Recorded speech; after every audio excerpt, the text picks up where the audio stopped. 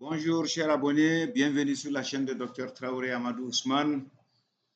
Dans la série Exemples réussis pour une bonne conduite d'élevage dans un pays sahélien comme le Mali, aujourd'hui je vais vous parler de fauchage d'herbes à éléphants, ensuite d'utilisation de HPAI pour rendre ça en tout cas très consommable par des animaux qui en ont d'ailleurs besoin. Ici, vous avez un quart d'hectare tout simplement d'herbe à éléphant.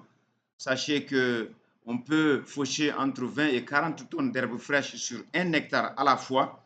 Donc ensuite, chaque 2 ou 3 mois, on peut reprendre la même chose, donc 4 ou 5 fois par an. Ici, vous voyez à la machette, hein, donc une herbe à éléphant qui fait 2,50 m de hauteur et qui est en train tout simplement d'être fauchée et qui va être transportée sur le lieu de vie de nos vaches métisses voilà, qui sont rentrées en production, tout simplement. Et cette herbe qui fait 2,50 m, si vous déposez ça dans les mangeoires, soyez sûr que les vaches vont passer 8 heures du temps sans pouvoir consommer, en tout cas 10% de ce dont elles ont besoin en réalité par jour. Donc, le fait de passer par la mécanisation, en tout cas de l'élevage ou du métier d'élevage, c'est indispensable pour le développement de l'élevage d'un pays. Les hache-pailles, les botteleuses, les enrobeuses, les ensileuses, donc toutes ces machines existent dans le monde, existent à travers le monde. Il y en a de toutes les tailles, de toutes les capacités. Et notre pays doit s'engager dans cette voie si nous voulons vraiment développer l'élevage. Je pense qu'on doit aider les éleveurs du Mali à disposer de ces choses-là pour pouvoir tout simplement, en tout cas, assurer la bonne conduite de l'élevage. L'alimentation représente 70% des charges courantes dans une ferme. Donc, si vous avez de l'herbe à éléphant, ce que nous prenons, vous avez du panicum, vous avez du bracaria, vous avez en tout cas du maïs fourragé, etc., etc. Disposez en tout cas de fourrage vert si vous voulez compléter, si vous voulez en tout cas rationner vos animaux. Voici la petite machine à HPAI qui est un diesel qui fonctionne très bien, capable tout simplement voilà, de broyer 1 tonne par heure. Et ici, vous voyez, donc les petites tiges qui sortent, les petites feuilles qui sortent font à peine 4 ou 5 cm et cela permet en tout cas à un animal avec une bonne bouchée d'avaler pratiquement 200 à 300 grammes à la fois, contre peut-être quoi 10 grammes ou 15 grammes si vous avez des tiges qui sont assez longues de toute façon. Donc, vous augmentez la consommation alimentaire en fourrage de vos animaux. Que voulez-vous, vous ne faites que gagner en le faisant. Okay? Une vache de 250 kg a besoin de 25 kg d'herbe fraîche par jour. Ensuite, avec 5 kg de concentré, elle peut vous donner de la viande, elle peut vous donner du lait, elle peut également conduire en tout cas sa gestation en toute tranquillité.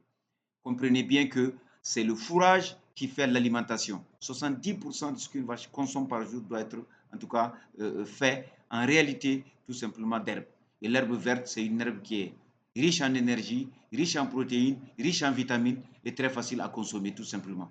Donc, chers promoteurs, chers éleveurs, n'hésitez pas à investir dans ce que vous venez de voir ici tout simplement si vous voulez être autonome sur le plan fourrager.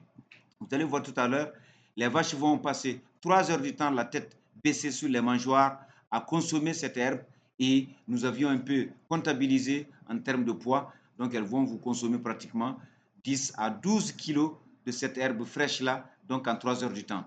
Ensuite, elles auront 1 heure du temps pour ruminer un tout petit peu, pour laisser un peu de place encore à cette herbe-là. Ensuite, elles vont repartir pendant 1 heure du temps, consommer encore ce qui a été ruminé et ensuite elles auront 3 heures de temps de repos dans la journée.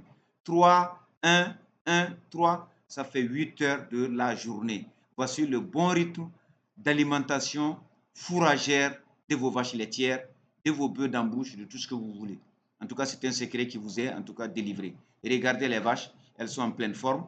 Donc, nous aussi, c'est l'aboutissement des conseils.